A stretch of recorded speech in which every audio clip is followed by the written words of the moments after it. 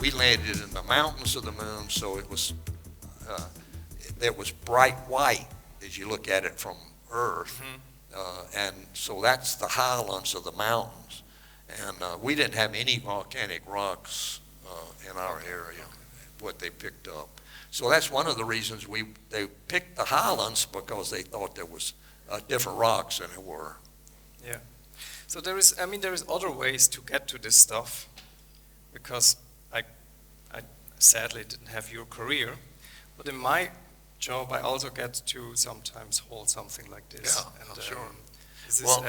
We didn't.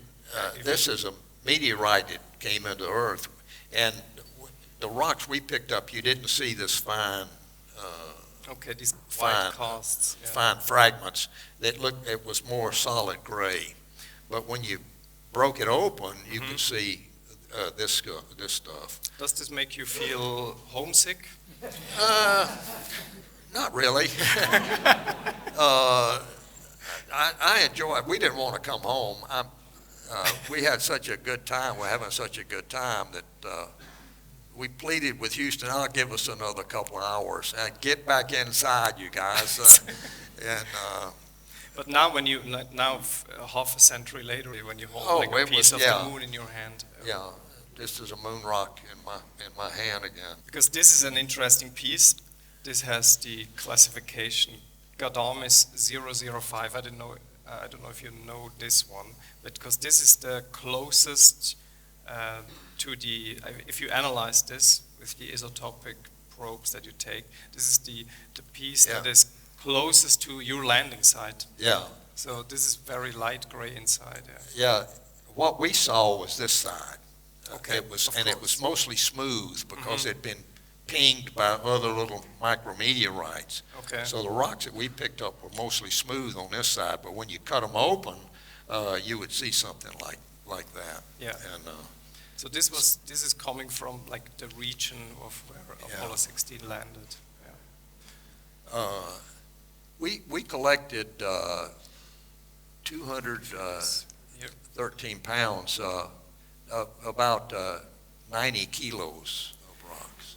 Yeah, you tried to lift up this really big piece, right? We had a big one that Mission Control said, the scientists in Mission Control said, pick up that rock, and the TV was pointing to this big rock, and I said, you sure, Houston, this is a watermelon-sized rock?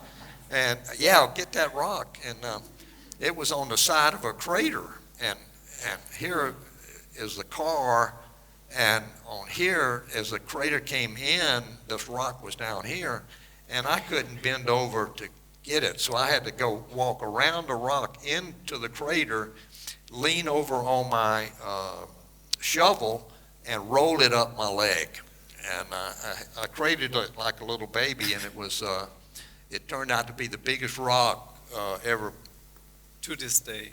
Took from the moon. It was, I think, Earth-wise, it's like 20 pounds. 10 kilos or so. Yeah. Okay. So that was the biggest one, and then we got it inside, and we started weighing the rocks, and there was a limit that you could lift off from the moon. And they said, we want you to throw that big rock out. And I said, no way, we're going to throw this. We argued with Mission Control and told them, we're not going to do that. They said, well, okay, go ahead, keep it. So, and we still had plenty of gas to get us into orbit.